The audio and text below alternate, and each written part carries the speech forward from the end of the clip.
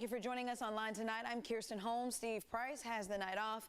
We don't have our usual 5 and 6:30 newscast tonight on CBS 8, but we will have a special edition of News 8 at 7. And if you're heading out tonight, we just want to hook you up with some information and get you caught up on today's big stories. Right now, we got to talk about this. Firefighters have gotten the upper hand on a brush fire that broke out along I-8 in DESCANSO. Now, the fire started a little before noon when a semi-tanker caught fire near the Hapatul Valley Road exit. After that, it quickly spread to 70 acres. Look at this thing behind me. Look at it on your screen. That's pretty intense, right? A number of homes were evacuated as a precaution, and westbound I-8 was closed from State Route 79 to Willows Road. Crews were able to stop it from spreading, and it is now 5% contained. In the meantime, we're all going to have to just get used to all of this heat for a little while. The National Weather Service says excessive heat is sweeping the West this weekend. Daytime highs are way above normal in a whole lot of states. What is this behind me? Yeah, a lot of people doing a lot of stuff. Temperatures broke 100 degrees in North LA County by 10 o'clock this morning. That's pretty early, right? California State Energy officials extended a flex alert through the day to avoid blackouts. Officials say the bootleg fire that's growing right now in Oregon is threatening transmission lines that could strain our power grid even more down here. So that means we're going to have to bring in the guy, Sean Stiles, because it's getting hot. It's getting really hot. And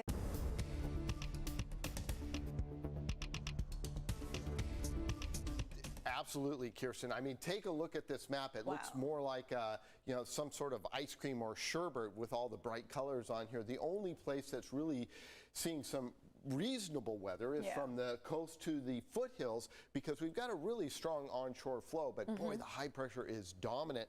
So for you folks that live in the mountain areas, or if you're heading towards the east, be prepared for some very hot conditions. And this is not going to be done tonight. No. This is through Monday at 8 p.m., both along the mountains and into the deserts. But that's not all. Okay. As they say in. But wait, there's more. Yeah. Look at the entire state, and this shows you how dominant this high pressure is.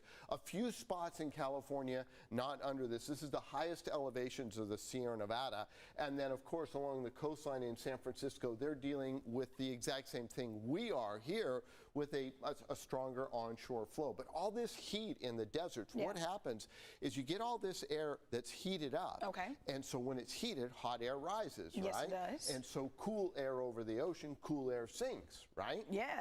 So what happens is that cool air is rushing in just along the coastline. But because the sun is so high on the horizon now, the cooling isn't getting far enough inland to really make a big difference. So only in the coastal areas are we seeing milder temperatures. Look at this, 79 all the way to 116 in Palm Springs. I think they're used to that down there, but I'm not used to seeing that on the screen.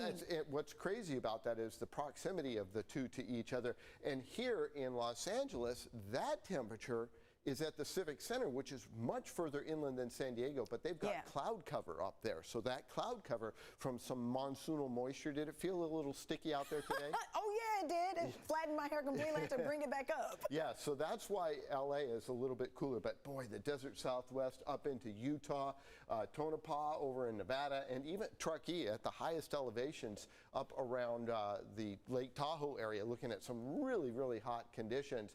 Here's our current temperatures in San Diego, so pretty toasty, but not that bad compared to other parts of the country. We're in the mid-80s, but once you get up over the mountains, it's actually relatively decent.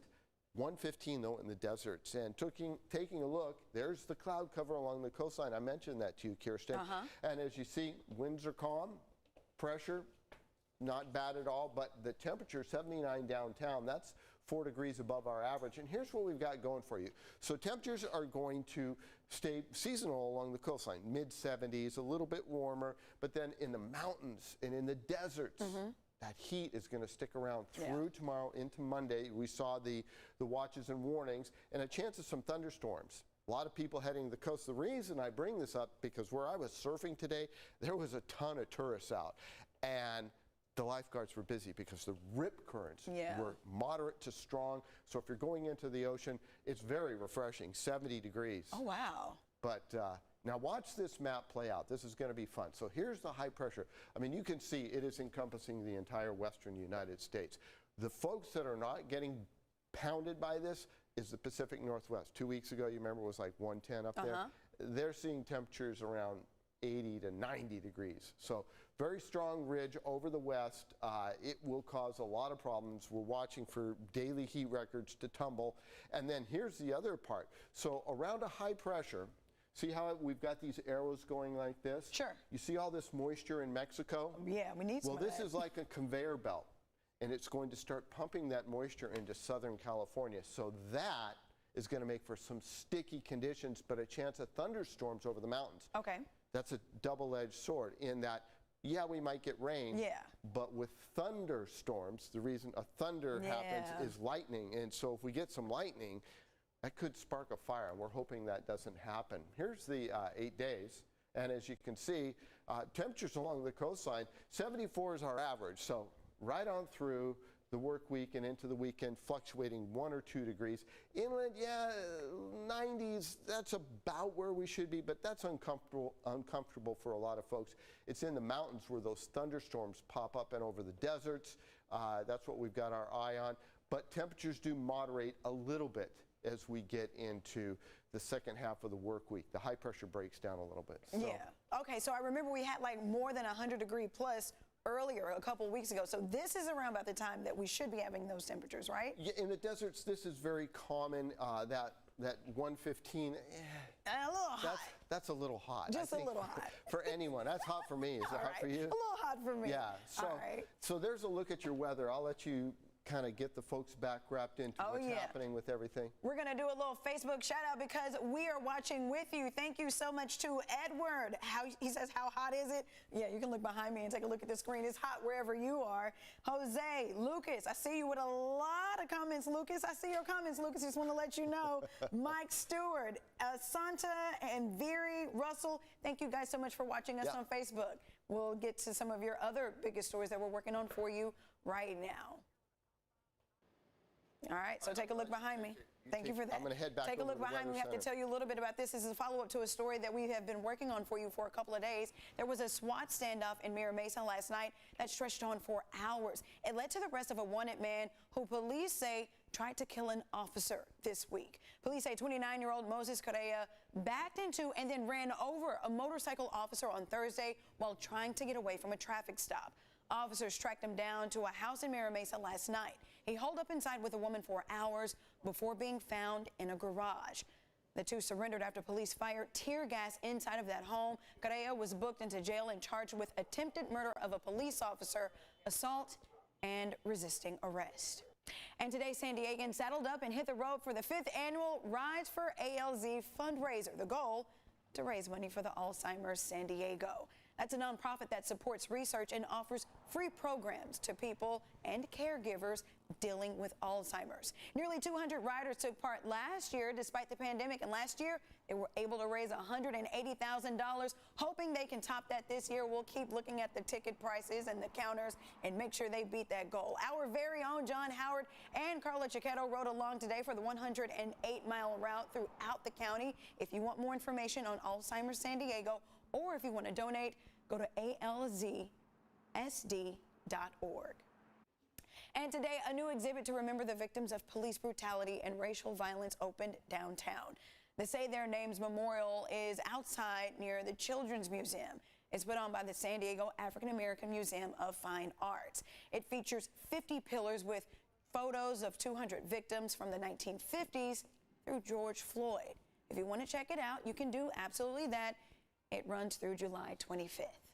All right, so let's get to some good news for you today. Some good news to report out of Surfside, Florida. This is Binks the cat. You hear him meowing, right? Binks lived on the 9th floor of that condo building that collapsed last month. Everyone has been talking about that, right? Yesterday, officials announced Binks was found safely and returned home. A volunteer who had been feeding cats near the collapsed building recognized Binks in a Facebook post. He had been found near the rubble and was being taken care of at a nearby facility. Then a former resident of the collapsed condo went to that facility. This was yesterday and was reunited with Binks. One good news, one piece of highlight from that tragic story. Okay, so here at home, a young gray fox is back at home in La Jolla after being nursed back to health from an injured leg. It was a 12-week-old female who was found by a Good Samaritan at Mount Soledad. Now, the back leg was hurt, so it had to hop around. Then she was sent to the San Diego Humane Society for rehab. After 10 days, she was released last night back at Mount Soledad. You see her running off in the distance there. All right, so again, we want to say thank you to everyone who joined us online. We appreciate you for hanging out. Let's see if we can do some more shout outs. We got